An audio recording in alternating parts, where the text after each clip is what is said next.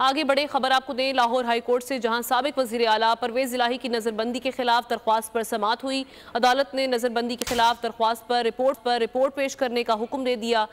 अब्दुल रहमान हमारे नुमाइंदे हमारे साथ मौजूद हैं, उनसे आज की समाअत के हवाले से अहवाल जानते हैं। बताइएगा अब्दुल रहमान।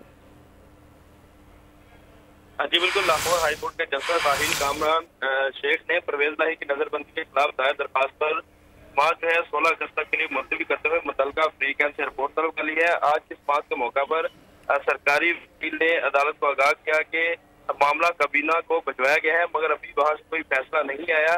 सरकारी वकील ने अदालत को ये भी आगाह किया कि जो कैसरा इलाही है, परवेज इलाही की अहलिया, उनकी जो दरख्वास्त है उनकी नजरबंदी के खिलाफ नजरसानी की जो दरखास्त है एडिशनल चीफ सेक्रेटरी फॉर्म के पास लेकर वो पहुंच गए हैं और इस दरखास्त पर भी फैसला आना बाकी है, जिस पर अदालत ने केस की मजीद समाअत जो है 16 अगस्त तक के लिए मुलतवी करते हुए अमल दरामद रिपोर्ट तलब कर लिया। जी, तारीख का अमीन,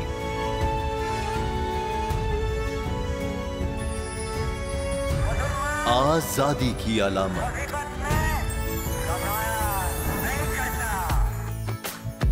हुस्न का आईनादार, फिक्रो नजरिए की अक्कास, सरफराजी का गवाह, यानी हम सबका निगहबान पाकिस्तान।